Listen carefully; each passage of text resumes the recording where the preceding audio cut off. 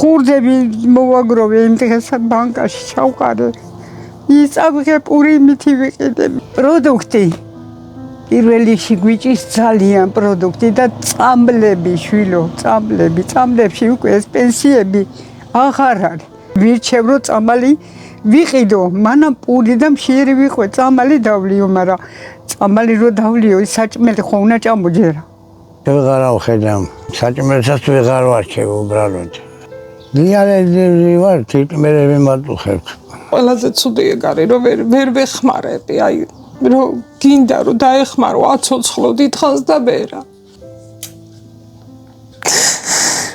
გივი 76 წლისაა. ის დაბრმავდა. ახლა კი თირკმერების თითქმის აღარ მუშაობს. სიცოცხლისთვის მას რეგულარულად სჭირდება დიალიზი. გივი გორის მუნიციპალიტეტის სოფელ ტყვიავში ცხოვრობს. დიალიზისთვის კი ხაშურში უნდა წავიდეს. ოჯახს არც მანქანა და არც ტაქსის ფული აქვს. გივის ქალიშვილი არ მუშაობს. ის მარტოუვლის ორივე მშობელს. დედამისი ოლღა 86 წლისაა. ფეხზე ძლივს დგას. რამდენჯერმე დაეცა და ხელი მოიტეხა. 2.5 პენსიით ცხოვრობს და საკვების, სწავლებისა და გივის მგზავრობის ხარჯებს ვეღარ აუდიან. გთხოვთ დაეხმარეთ და გააზიარეთ. შესაძლოა სწორედ თქვენი გაზიარებით გამოჩნდეს ადამიანი, რომელიც გივის დღეს დაეხმარება. გადარიცხეთ ნებისმიერი თანხა ჩერნოვეცკის ფონდის ოფიციალური საიტის მეშვეობით.